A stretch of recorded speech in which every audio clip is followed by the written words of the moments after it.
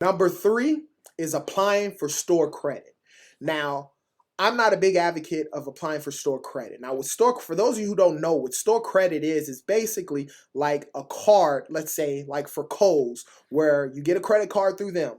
It is a card that you can only use at Kohl's.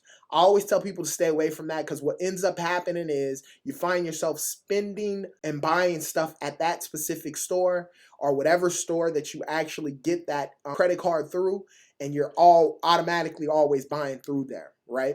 And a lot of times with store credit cards, the interest rates are a lot higher. It's a lot easier to get approved for these cards because they're going to make their money off of the interest from you later. And by making you it almost forces you to have to shop at that specific store. Number one, buying a used car with a credit card. Number two, getting a payday loan.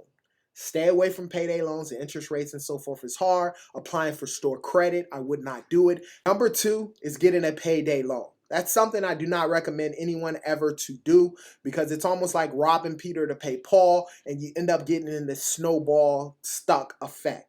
I used to collect on payday loans, as well as I know personal people who've gotten these things, right? They're high interest rates. It's basically to help you from one paycheck. If you had a bill or something that came up that you couldn't afford to pay, you go get the payday loan to pay that bill. And then in return with that bill, once you get paid again, you end up having to pay that payday loan back, right?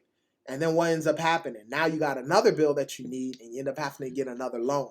And that continuously keeps happening until eventually you end up defaulting and messing up. So stay away from payday loans if you can at all costs. Now, let's go on to number four.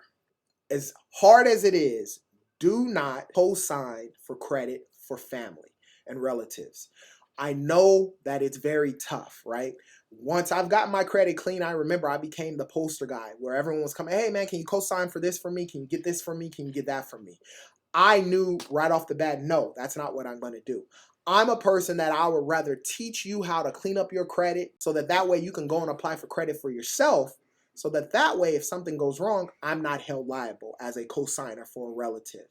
This is something that can really hurt you.